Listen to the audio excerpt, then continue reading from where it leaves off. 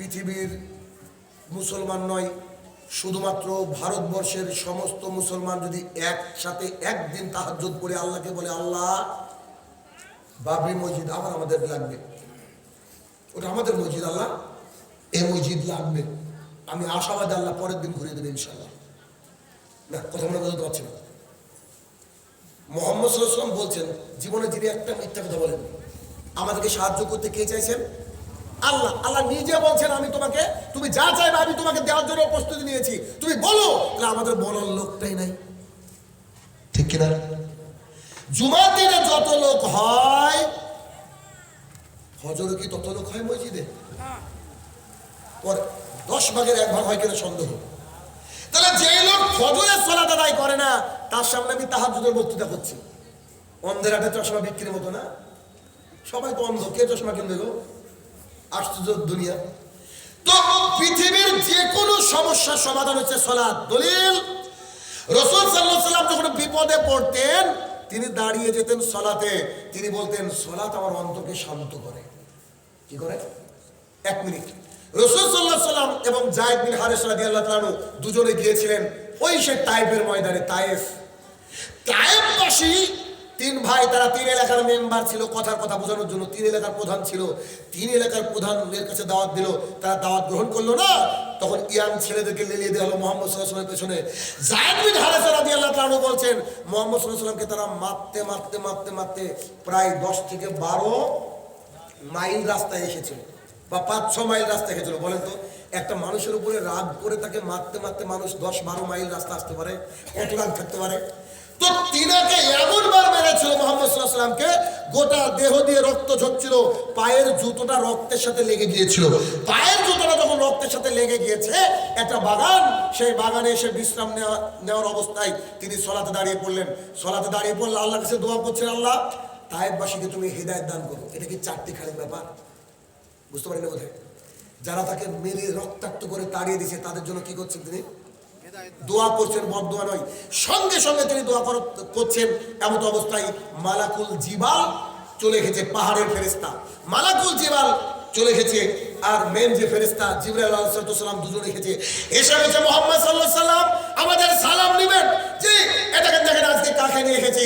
আজকে আমি একা আসিনি, আমি মালাকুল জিবালকে নিয়ে এসেছি, পাহাড়ের ফেরেশতা। আপনি একবার বলেন, যারা আপনাকে কষ্ট দিয়েছে সেই এলাকায় পাহাড় এমন করে চাপিয়ে দেব, ইতিহাস থাকবে না। এখানে যে মানুষ বসবাস করতো, মানুষ জানবেই না, খালি পাহাড় বসিয়ে দেবো। এত কষ্ট আপনাকে দিয়েছে, এত কষ্ট দিয়েছে, আল্লাহ তাআলা স্বয়ং পাঠিয়েছে আমাকে, আপনি বলেন। তখন মুহাম্মদ সাল্লাল্লাহু আলাইহি ওয়াসাল্লাম বলছে, আমি দয়ার নবী, আমি মায়ের নবী, আমি মানুষের জন্য বদদোয়া করতে আসিনি, আমি মানুষের জন্য দোয়া করতে এসেছি। এই দৃশ্য দেখে ওদবা সাহেবার বাগানের ঘটনা এটা। ওদবা সাহেবার সেদিন মুহাম্মদ সাল্লাল্লাহু আলাইহি ওয়াসাল্লামকে মার দেখে বলছে, আরে মানুষটা ঠিক আছে, উল্টো পাল্টা কথা বলে, কিন্তু এইভাবে মারাটা ঠিক হয়নি। ওই দিন একজন মানুষকে দেখতে পেয়েছিল, কে জানেন? ওদবা সাহেবার চাকর কিছু খাবার উদ্বা সাহেবা পাঠিয়েছিল। মুহাম্মদ সাল্লাল্লাহু আলাইহি ওয়াসাল্লাম খাওয়ার আগে বলছে, বিসমিল্লাহ। আরে আপনি কি বললেন? তো বিসমিল্লাহটা আপনি কোথা থেকে পেলেন? এটা তো আমি এই কিতাবে পেয়েছিলাম। তো বলছে, আপনি কি শেষ নবী? বলছে, জি আমি মুহাম্মদ সাল্লাল্লাহু আলাইহি ওয়াসাল্লাম। তখন একজন ওই চাকর হেদায়েত পেয়ে গিয়েছিল। কি দিয়ে বুঝাই? সালাত এমন একটা জিনিস, রাসূল সাল্লাল্লাহু আলাইহি ওয়াসাল্লাম কষ্ট পেতেন, নামাজে দাঁড়াতেন, বিপদে পড়তেন, নামাজে দাঁড়াতেন, আনন্দ পেতেন, নামাজে দাঁড়াতেন। আর আমরা 5 ওয়াক্ত সালাত আদায় করে বিপদে পড়লে সালাতে দাঁড়াবো মানে? আপনার আমার যে বর্তমানে বিপদ, বুলডুজার চলে আসছে বুকের উপরে, এটা কি সালাতের মাধ্যমে আউট করা সম্ভব কি সম্ভব না? আমি কোরআন হাতে নিয়ে শপথ করে বলছি সম্ভব। কোরআন নিয়ে বলছি, আমি দায়িত্ব নিয়ে বলছি, কিয়ামতের মাঠে যা হয় হবে আমার, আমি দায়িত্ব নিয়ে বলছি সত্যি সম্ভব, যদি আমরা ইমানদারিত্বের ক্ষেত্রে সালাত আদায় করতে পারি। আর একটা দুর্দান্ত দলিল আপনার সামনে পেশ করছি, দেখেন। হাদিস একটু লম্বা, দেখেন। আবু হুরায়রা রাদিয়াল্লাহু তাআলা আনহু বলেন, রাসূল সাল্লাল্লাহু আলাইহি সাল্লাম বলেছেন, ইব্রাহিম আলাইহিস সালাম পৃথিবীর পরমা সুন্দরী স্ত্রী সারা আলাইহিস সালাম পৃথিবীর সবচেয়ে সুন্দরী নারীর মধ্যে একটা নারী। ইব্রাহিম আলাইহিস সালামের স্ত্রী, দুজন তারা পথ পাড়ি দিচ্ছিল। হাদিস অনেক লম্বা, একটু বুঝাই। রাসূল সাল্লাল্লাহু আলাইহি ওয়াসাল্লাম সাহাবায়ে কেরামকে বলছেন, আমি আপনাদেরকে বলছি, সারা আলাইহিস সালামকে নিয়ে ইব্রাহিম আলাইহিস সালাম যাচ্ছিলেন একটা রাস্তা ধরে। যেতে যেতে যেতে একটা রাজার এলাকা দিয়ে যাচ্ছেন। বাদশা ছিল খুব ভয়ঙ্কর, রাজা ছিল ভয়ঙ্কর। রাজা যদি শুনেন এটা কারোর স্ত্রী, তো রাজা একটু তার সাথে খারাপ আচরণ করে। তারা ভেবেছিল তাদেরকে কেউ ধরতে পারবে না। তিনারা যখন যাচ্ছেন, তাদের ওই রাজা বাদশাহ লোক চারিদিকে ছড়ানো ছিটানো ছিল। দুজন লোক এসে বলছে, চলেন, আপনাকে রাজামশাই তলব করেছে, বাদশাহ তলব করেছে। ইব্রাহিম আলাইহিস সালাম গেলেন, গিয়ে বললেন, আমি ইব্রাহিম। বাদশাহ বলছে, আপনার সাথে কে? বলছে, ও আমার বোন। কি বলেছে বলেন? আপনারা কি ক্লান্ত হয়ে গেলেন নাকি? ও আমার বোন। তো বলছে, আচ্ছা ঠিক আছে, যাও তুমি। সারা আলাইহিস সালামকে যখন পাঠাচ্ছেন ইব্রাহিম আলাইহিস সালাম, ইব্রাহিম আলাইহিস সালাম বলছে, সারা তুমি আমাকে মিথ্যা প্রতিপন্ন করো না। ও যদি জিজ্ঞাসা করে আমি কে, তো তুমি বলবো ভাই, কারণ আমি বলেছি বোন। এ কথা বলার পরে বলছে, শোনো, পৃথিবীর বুকে দুজনই এখন ইমানদার আছি, আমি আর তুমি। আর ইমানদার আছে ভাই আর ভাই, ভাই আর বোন। শুরুতে যে কথাটা আমি আপনাদেরকে বলেছি, মিলল? তা আপনি কাউকে চিনেন না চিনেন, পৃথিবীর সমস্ত মুসলমান আপনার কে? ভাই। সমস্ত মুসলমান বোন আপনার কে? বোন। তিনি ভাই, দিদি বোন। এবার বুঝতে পেরেছেন? আসেন সামনের দিকে। সারা আলাইহিস সালাম দেখতে সুন্দরী মহিলা ছিলেন, কিন্তু বাদশাহ ছিল খারাপ, জুলুমবাজ মানুষ। যখন বাদশাহ উঠে সারা আলাইহিস সালামের দিকে হাত বাড়াবে, সারা আলাইহিস সালাম সালাতে দাঁড়িয়ে গেছে, দোয়া করছে, আল্লাহ। এই দোয়াটা আমার কাছে তাজ্জব লাগে। দেখেন তো আপনার এলাকার কোনো মহিলা দোয়াটা করতে পারে কিনা? দেখেন কোন মহিলার ক্ষমতা আছে কিনা এই দোয়া করা, একটু দেখেন তো। সারা আলাইহিস সালাম সালাতে দাঁড়িয়েছিলেন, দোয়া করেছিল। সালাত যে সবকিছুর বালা মুসিবত সবকিছু দূর করে, বুলডোজার দূর করে, আপনাকে এটা এই হাদিসটা প্রমাণ। তিনি বলছেন, আল্লাহ, আমি তোমাকে রব হিসাবে মেনে নিয়েছি, আমার মাবুদ তুমি, আমার মাবুদ তুমি এক। ইব্রাহিম আলাইহিস সালাম নবী মেনে নিয়েছে। আর আমার লজ্জাস্থান আমি আমার স্বামীর সাথে ছাড়া আর কারোর সাথে এক্সপোজ করিনি, দেখাইনি। আল্লাহ, যদি আমি এই দুটো কথার উপরে সত্য হয়ে থাকি, তুমি আমাকে জালিম বাদশার কাছ থেকে রক্ষা করো। 1 মিনিট, হাদিসে অনেক কিছু আছে, আলোচনা করলে ঘন্টার পর ঘন্টা যাবে, একটু বলি। যদি কোনো একটা ভালো কাজ আপনি করে থাকেন, করলেন কোনো একটা ভালো কাজ, আজকে ধরেন আপনি 10,000 টাকা দেন, 20,000 টাকা দেন, বা একজন ভিখারি মিসকিনকে খেতে দিলেন, এটা আপনি করে রাখেন প্রিপেডের মতো, টাকা ঢুকে তারপরে ফোন, কথা বলছেন কিনা? এবার ঢুকে রাখলেন, ঢুকে রাখার পর যেদিন বিপদে পড়বেন সেই দিন আল্লাহকে এভাবে দোয়া করবেন, আল্লাহ, খাড়গ্রাম জালসায় আর্থিক অবস্থা খুব খারাপ ছিল, পকেটে 5,000 টাকা নিয়ে গেছিলাম মাবুদ, শুধুমাত্র তোমাকে খুশি করার জন্য, তোমার ঘরকে একটু সুন্দর করে তোলার জন্য পুরোপুরি 5,000 টাকা ওখানে দিয়েছিলাম। আল্লাহ, আজকে যে বিপদে পড়েছি তুমি আমাকে উদ্ধার করো। বিশ্বাস করে নিয়াত ভালো থাকলে উদ্ধার ইনশাআল্লাহ। কথা বুঝতে পারলেন কিনা? এই জন্য ভালো কাজ আগে থেকে করে রাখবেন, দিয়ে পরে ওইটা দোহাই দিয়ে দোয়া করবেন। বুঝতে পারলেন কিনা? সারা আলাইহিস সালাম দোয়া করছেন, কি বলে? আমার আল্লাহ, তোমাকে আমি মাবুদ হিসাবে স্বীকার করেছি, ইব্রাহিমকে নবী হিসাবে স্বীকার করেছি, আর আমি আমার লজ্জাস্থান স্বামী ছাড়া অন্য জায়গায় ভাগ করিনি। এই দুটো কথার উপরে আমি যদি সত্যবাদী হয়ে থাকি, তুমি আমাকে জালিম বাদশা থেকে রক্ষা করো। কোনো মা কি এখন এই দোয়া করতে পারবে? স্কুল থেকে কলেজে ওঠার পরে এমন টিকটক শুরু করেছে, ওর লজ্জাস্থান কেন, ওর গোটা দেহে কোথায় তিল আছে তা আমার বয়ফ্রেন্ড জানে। বর্তমানে পরিস্থিতি ভাই, এটা বর্তমানে পরিস্থিতি। সমীক্ষা বলছে, একটা স্কুলে একটা বাচ্চা পড়তে পড়তে, একটা মেয়ে মাধ্যমিক পাশ করতে করতে প্রায় 60% মহিলারা তারা ভার্জিনিটি হারিয়ে ফেলে। আপনি ভাবতে পারছেন কোন জমানে আছি আমরা? 60% মহিলারা। এখন দেখেন না রাস্তা দিয়ে কিভাবে পোশাক পরে যায়। আপনার দাদিকে কখনো দেখেছে? এলাকার মানুষ, আপনার দাদি শাড়ি পরেছে, এত বড় ঘুমটা দিয়েছে, এত বড় টেনে দিয়েছে, আর আপনার মেয়েকে, আপনার স্ত্রীকে দেখেন, এরকম লোকই নাই এলাকায়। ঠিক না ভুল বলছি? পরিস্থিতি এরকম। অতএব মহিলাদের পর্দা করতে হবে। আসেন হাদিসটাকে বুঝি। তো তিনি এই কথা বলার সাথে সাথে ওই যে জালিম বাদশা না, অত জালিম, ও করেছে কি, চেয়ার থেকে উঠতে গিয়েছে, তার দিকে হাত বাড়াতে গিয়েছে, আল্লাহ তাআলা 2 পা জমিনের মধ্যে আটকে দিয়েছে। এই দোয়া যদি আপনার স্ত্রী আজকেও করতে পারে, ওই রকম আল্লাহ আজকেও আটকে দেওয়ার ক্ষমতা কি আল্লাহ আছে না নাই? নাকি আল্লাহ ট্রান্সফার হয়েছে? আল্লাহ কি ট্রান্সফার হবে? অসম্ভব ব্যাপার। আমি ওইভাবে দোয়া করি। জলপাইগুড়িতে গিয়ে দেখছি, আমি ইস্তেহার দেখিনি রে ভাই, গিয়ে দেখছি প্রধান বক্তা শাহিনুর রহমান আর প্রধান অতিথি হচ্ছে পীর মুর্শিদাবাদী। আমি ইন্নালিল্লাহ, কোথায় এসেছি? তা আমি ভাবছি আমাকে কেন দাওয়াত দিল? তো পরে বুঝলাম যে আমি যে কন্ট্যাক্ট করি না টাকা পয়সার ব্যাপারে, এই জন্য দাওয়াত দিয়েছে, চিনেও না আমি কে। আমি জাহিলা দেশের লোক জানি না, পাক্কা পীর মাজার পূজার লোক আমাকে নিয়ে গেছে। এবার সেখানে গিয়ে আমি একটা কথা বলেছিলাম যে এই জলপাইগুড়ি মানুষ যদি মনে করে আমাকে গুলি করে দেবো, তো গুলি করতে পারবে না, আমার মুখে গুলি লাগবে না। কেন? রাসূল সাল্লাল্লাহু আলাইহি ওয়াসাল্লাম বলেছেন, কোন যানবাহন থেকে নেমে যদি কেউ এই দোয়াটা পড়ে, আউযু বিকালিমাতিল্লাহি তাম্মাতি মিন শাররি মা খালাক, আল্লাহ তাআলার সৃষ্টি জীব তার কোনো ক্ষতি করতে পারবে না। এই দোয়াটা জানেন আপনারা? আমি আমার সন্তানকে, ছেলে মেয়েকে সকালবেলায় পড়াই পালি করে 3 বার, আর রাত্রে পড়াই। কেন? একজন সাহাবী আল্লাহ রাসূল সাল্লাল্লাহু আলাইহি ওয়াসাল্লামের কাছে গিয়ে বলছে, আমাকে কাঁকড়া বিছায় কামড়িয়েছে, আপনি আমাকে একটা কিছু শিখিয়ে দেন না? তো বলছে, তোমাকে কি দোয়াটা শিখিয়ে দিয়েছিলাম না? ওই দোয়া প্রতিদিনই পড়ি, আজকে খালি ভুল হয়েছে, তাই আজকে আমাকে সাইজ করেছে। আমি এই দোয়া আর হাদিসের উপরে আমি শাহরুর রহমান এত বিশ্বাস করি, আপনি ভাবতে পারবেন না। আমি ওখানে গিয়ে বলেছিলাম, আপনার পিস্তলের গুলি আমার বুকে লাগবে না। কেন? এই দোয়াটা আমি পড়েছি। বুঝতে পারছেন কি? ঠিক সারা আলাইহিসসালামের মতো যখন তিনি এই দোয়া করেছেন, সাথে সাথে ওই জালিম বাদশার পা কি হয়ে গেছে, মাটির মধ্যে আটকে গেছে। তখন সারা আলাইহিসসালাম বলছে, আল্লাহ এই অবস্থায় যদি মারা যায় তা আমাকে হত্যাকারী বলবে, আল্লাহ ওকে ছেড়ে দাও। ভালো মানুষ, বুঝতে পারছেন, ছেড়ে দাও। তখন জালিম বাদশাকে আল্লাহ ছেড়ে দিয়েছে। বাদশা আবার শয়তানি করেছে, আল্লাহ আবার আটকে দিয়েছে। বাদশা আবার শয়তানি করেছে, আল্লাহ আবার আটকে দিয়েছে। তখন বাদশা বলছে, সরাও এখান থেকে। কাকে এনেছে? এটা শয়তান, এ নাকি শয়তান, সরাও এখান থেকে। বলছে, ওকে শুধু একা পাঠিয়ে না, ওকে একটা হাদিয়া দিয়ে দাও।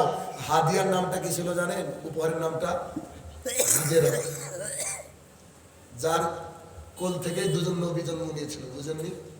ইসমাইল আলাইহিস সালাম কার পেট থেকে হয়েছিল? হাজেরা। সৌদি আরবের মুখে যখন উমরা করছি, তো হঠাৎ করে তাকে দেখছি সাফা আর মারওয়া, যারা হজ উমরা করেছে তারা জানেন, সাফা আর মারওয়া এইখানে একটা নীল লাইট, এইখানে একটা নীল মানে ব্লু লাইট। তো মানুষ সাফা থেকে আসছে, হেঁটে আসছে, যে এই ব্লু লাইটের কাছে আসছে, এখান থেকে দৌড় দিচ্ছে মানুষ। দেখেছেন এই দৃশ্য বোধহয়? আবার এখানে এসে থেমে যাচ্ছে, আবার হাঁটছে। আবার আমি ভাবলাম ঘটনা কি, তখন জানতাম না, 2009-10-এর কথা বলছি, আরো যখন ছিলাম জানতাম না ঘটনা কি। হারে যখন আমি পড়লাম, তখন আমার চোখ দিয়ে পানি চলে আসলে। যখন উমরা করছে দ্বিতীয়বার, চোখ দিয়ে ছলছল করে পানি ঝরছে। কেন জানেন?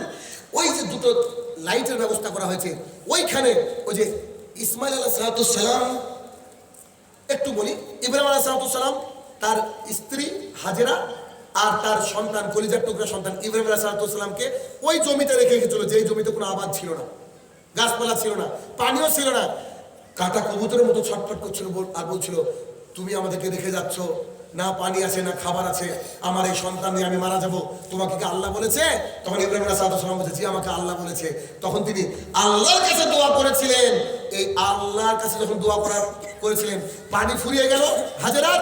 তখন কলিজার টুকরা সন্তানকে কি খাওয়াবে? পানি তো লাগবেই। তখন তিনি ওই সাফা পাহাড়ের উপরে উঠেছিলেন, দেখছেন যে কোনো কাফেলা আসছে কিনা, কোনো লোকজন দেখা যায় কিনা। ওখান থেকে নেমে যখন আসছিলেন, ছেলেকে দেখতে পাচ্ছিলেন না। আর যখনই দেখতে পাচ্ছিলেন, তখন কিন্তু দৌড়াচ্ছিলেন কামিজকে উঁচু করে। কথা বুঝতে পারলেন কিনা? এটাকে উঁচু করে দৌড়াচ্ছিলেন। আবার এখানে এসে উঁচু করছিলেন, মানে ওইখানে নিচু জায়গা, তো ছেলেকে দেখতে পাচ্ছে, আবার চারিদিকটা দেখতে পাচ্ছিল।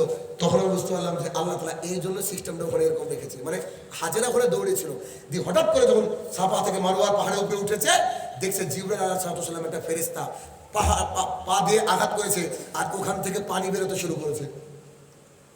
ওখান থেকে পানি বেরোতে শুরু হয়েছে। এত পানি, চারিদিকে পানিময় হয়ে গেছে।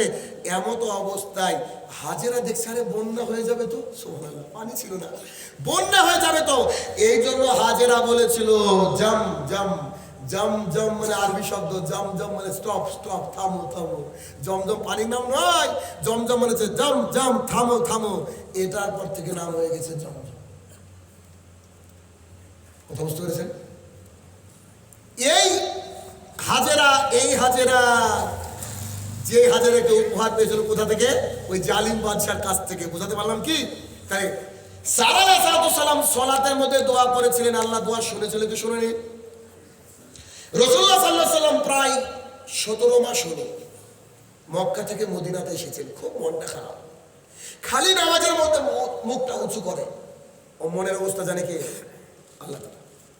রাসূল সাল্লাল্লাহু আলাইহি ওয়াসাল্লামকে আল্লাহ সুবহানাহু ওয়া তাআলা বললেন, আমি বুঝতে পেরেছি তোমার মনটা কোন দিকে কাঁদে, তাই না? তখন আমাদের সবারই কাবা ছিল বাইতুল মুকাদ্দাস, ওই যে মসজিদে ঝামেলা হচ্ছে, বাইতুল মুকাদ্দাস।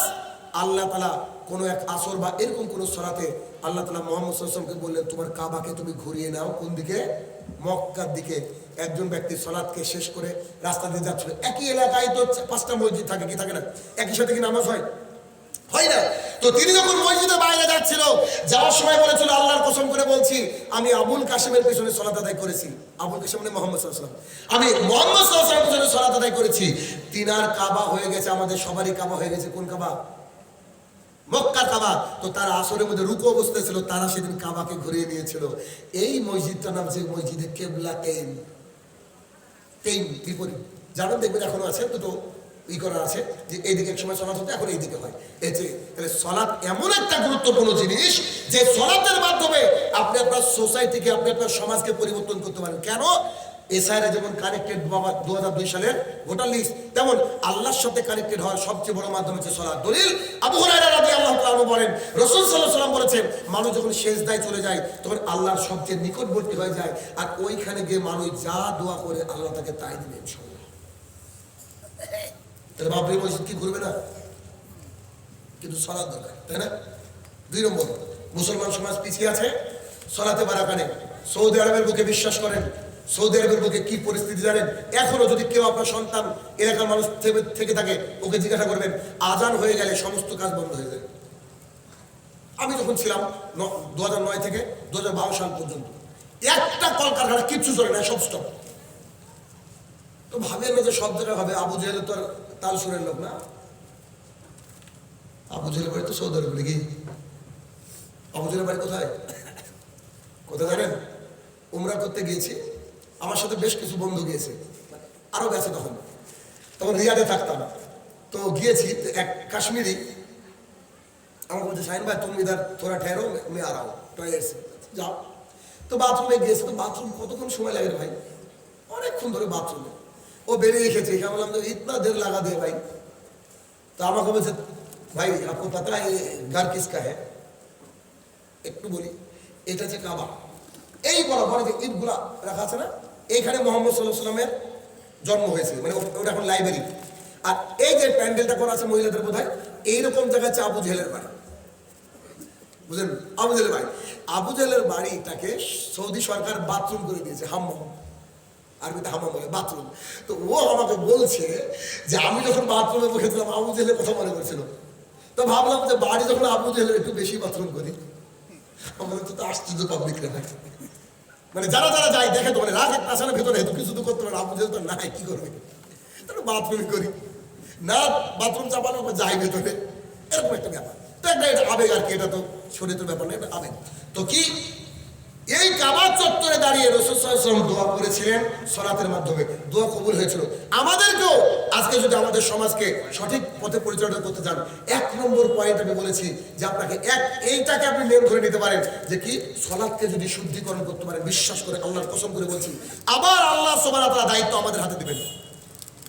2 নম্বর পয়েন্ট।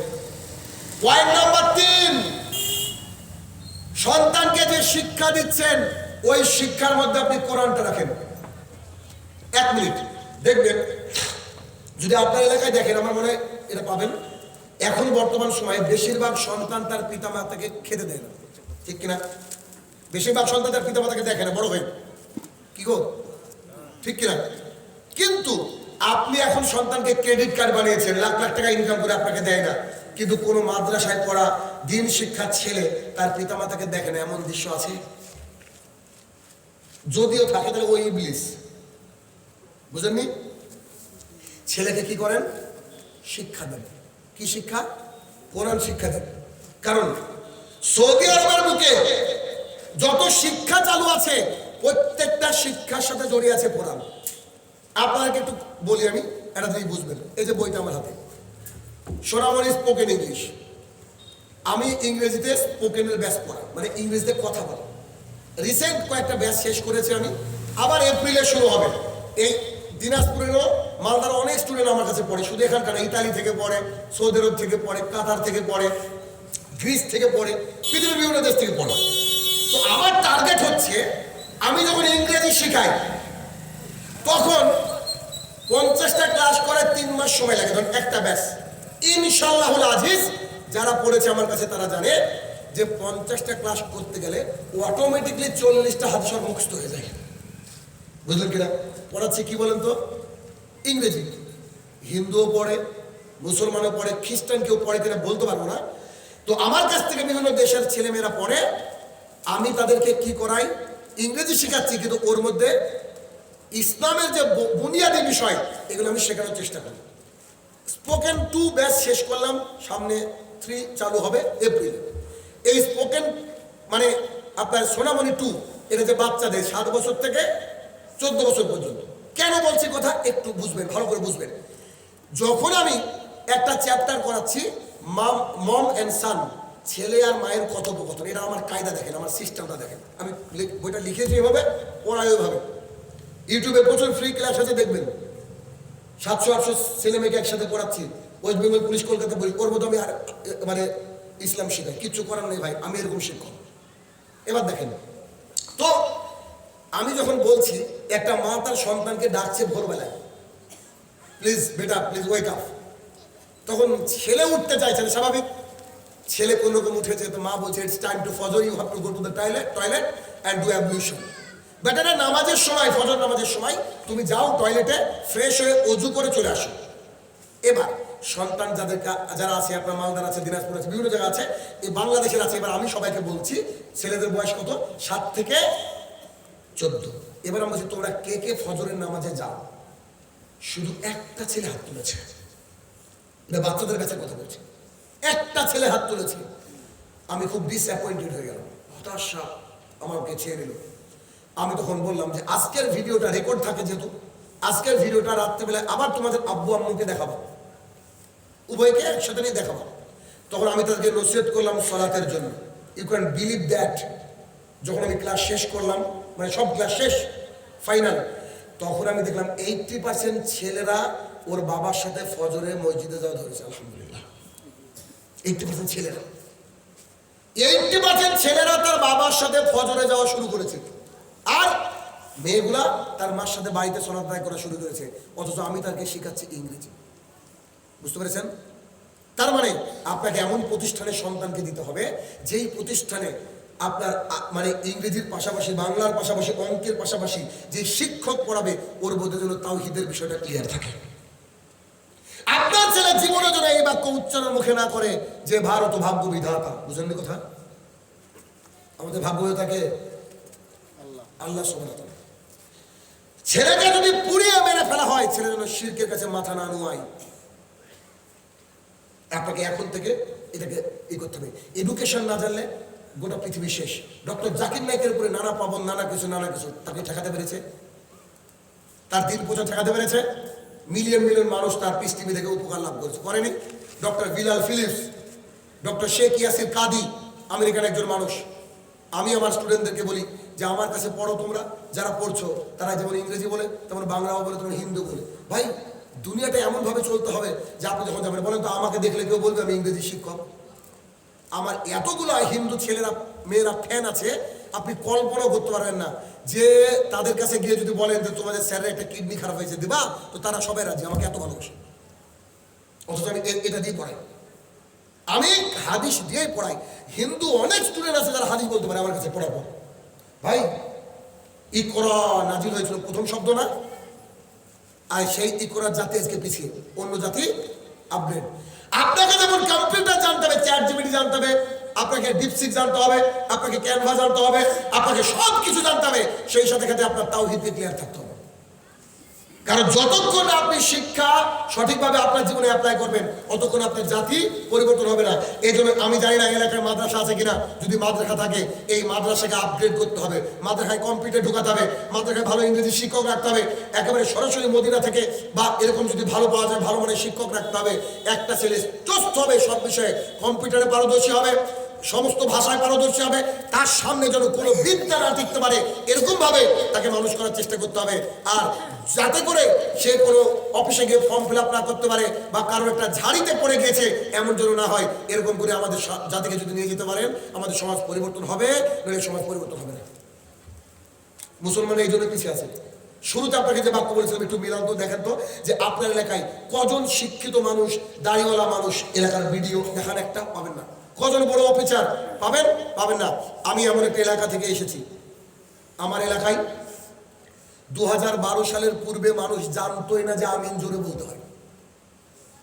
সৌদি আরব থেকে এসে প্রথম আমি দাওয়াতের কাজ করি। আমরা আমাদের জলঙ্গির বুকে একটা মসজিদ তৈরি করেছি, যেই মসজিদের এক্সিকিউটিভ সেক্রেটারি শাহিনুর রহমান আর সেক্রেটারি হচ্ছে ব্রাদার রাহুল। একই মসজিদের আমরা দুজন। আমাদের এলাকায় না মাদ্রাসা আছে না ভালো মানের কিছু আছে।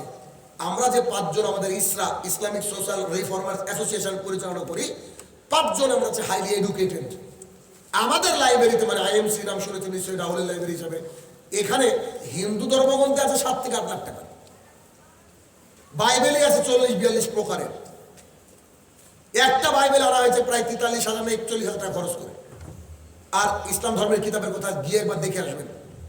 আমরা দিন রাত পড়াশোনা করেছি, সবারই মুখে দাড়ি, সবারই টাকার উপরে প্যান্ট, সবাই শিক্ষিত। বেশিরভাগই আমাদের, যেমন আমি শাহিনুর রহমান, আমি শত শত শিক্ষক তৈরি করেছি, কিন্তু আমি এমনি নিজে শিক্ষক হয়নি। কেন বলেন তো? কারণ আমি একটু ফ্রি থাকতে চাই।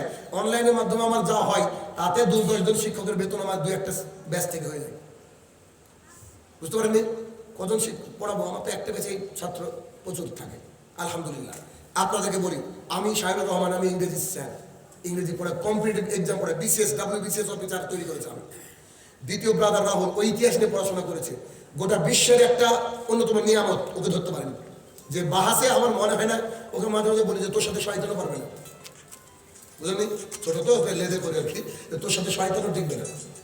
3, সাবিরুল ইসলাম, ভাইস প্রেসিডেন্ট, উনি ইংরেজি শিক্ষক, 7 বার টেট দিয়েছে, 7 বার পাশ করেছে। প্রাইমারি তো শিক্ষক আছে আপারে প্লাস এতে হয়ে আছে। আচ্ছা, আমাদের আমির, উনি আরবির উপরে যথেষ্ট নলেজেবল। আর যিনি আমাদের ট্রেজারার, উনি মানে মনিরুজ্জামান রিপন, উনি হচ্ছেন একটা হাই স্কুলের অঙ্কের শিক্ষক। বুঝতে পেরেছেন? তা আমাদের এলাকায় যখন আমরা এই ধর্ম প্রচার করার চেষ্টা করলাম, এলাকার মানুষ বলছে ছেলেগুলো তো পাগল নয়, হাইলি এডুকেটেড, উচ্চ শিক্ষিত মানুষ, কোত্থেকে ধর্ম নিয়ে আসলো রে? বুকে হাত বাঁধতে হবে, আমিন বলতে হবে, পায়ে পা লাগাতে হবে। বাবার সাথে পায়ে লাগাচ্ছ গো, পা কত বড় বিয়াদ। আমাকে রাহুলকে সবাইকে মসজিদ থেকে বের করে দেওয়া হয়েছে। বুঝতে পেরেছেন? সবাইকে বের করে দেওয়া হয়েছে। কেন? শুধুমাত্র সঠিক ইসলামকে প্রচার করার জন্য। দেখেন আমাদের এলাকাটা এখন আস্তে আস্তে আপগ্রেড হচ্ছে, আলহামদুলিল্লাহ। তা আপনার সমাজকে যদি আপনি পরিবর্তন করতে চান, so you have to study a lot. আপনাকে প্রচুর পরিমাণে পড়াশোনা করতে হবে, টাইম শেষ, প্রায় শেষের দিকে, কারণ আমি রাত 12টা পর কোনোদিন আলোচনা করি না। তো শেষের দিকে এসে আপনাকে বলতে চাইছি, যেহেতু এটা মসজিদের প্রোগ্রাম, মসজিদ কোথায়? মসজিদ আল্লাহর ঘর। সুযোগ পেলে একটু দান করে যাবেন। 1 মিনিট। তো এই বইটা, এর পাশে আমার গাড়ি আছে, আমি মনে করি যে প্রত্যেকের 1 কপি করে রাখা উচিত, প্রত্যেকের বাড়িতে। যেমন বাচ্চাদেরও কাজে লাগবে, বড়দেরও কাজে লাগবে, অনেক কিছু শিখবেন। এটা কিন্তু ইংরেজি বই, কিন্তু ভেতরে বুঝতে পারছেন কি আছে। অথবা আপনারা যদি চান নিবেন, this is not my business at all, but আমি মনে করি যে এটা আপনাদের রাখা উচিত, এখান থেকে নেবেন। তো এবার আমি একটু আপনাদেরকে রিকোয়েস্ট করবো, অনুরোধ করবো, বক্তৃতা শেষ, আলোচনা করবো না ইনশাল্লাহ। এই মুসলমান সমাজকে আপগ্রেড করার জন্য যতটুকু দিলাম আপনাদেরকে, চেষ্টা করেন, এটুকু করেন, ইনশাল্লাহ সমাজ পরিবর্তন হবে। আমি চাইছি